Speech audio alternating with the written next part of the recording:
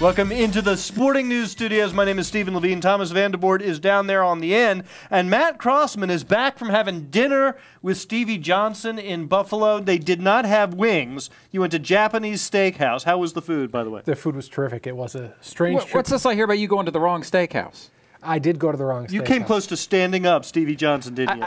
I did, but in my defense, the address that I was given is the address that I went to, and there was a Japanese steakhouse by the name of the place that I was supposed to be at.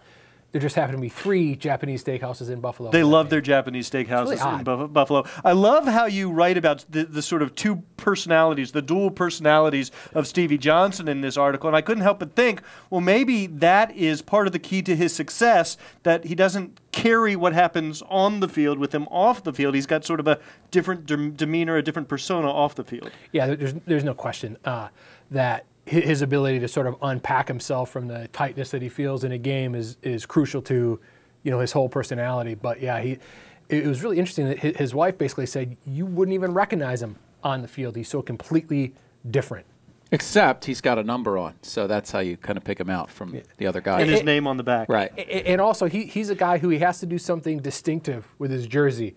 And which is tough to do in the NFL. It is. There's not a lot of things you can do distinctive. And when there's, 5 wide receivers in a play and you're looking to try to find him, he's the one that's got something a little bit different. You have to watch him at the beginning to figure out what it is. That way, if he's sideways and you can't see his number, that's how you know who he is. Talk to me a little bit about the arc of his career, because this is a guy who hasn't really been the guy or that heralded at any stage, really. No, he wasn't. He didn't play wide receiver in high school and was going to go to Wyoming. They sort of designate a guy like him as an athlete, and they're not sure what he's going to play. We'll figure out something for him to do. It's a long story, but something happened with his transcripts that he couldn't go to Wyoming, went to junior college, did well there as wide receiver, went to Kentucky, did frankly not very much at all his first year there.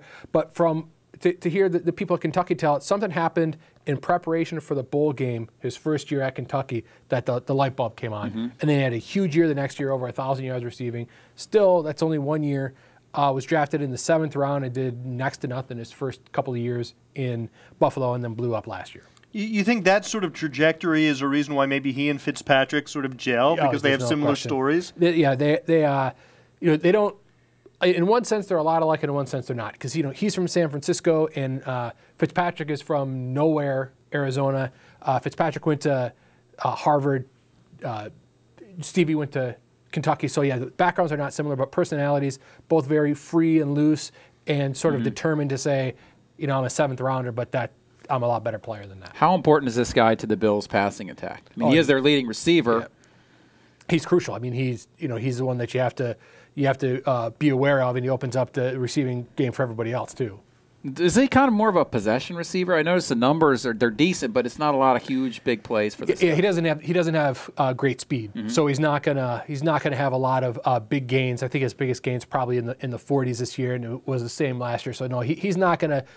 I don't think you'd say he's a deep threat. And is that lack of speed perhaps made up for by his creativity and the way he approaches his routes? It is. He gets from point A to point B, and he's at point B when he's supposed to be there. But the manner he takes to get there, it's a lot more like a basketball player than a football player. All right. Well, the article is up. Well, it's right below you, so make sure you check it out. That's Matt Crossman. Tom Vandervoort, thanks a lot for watching.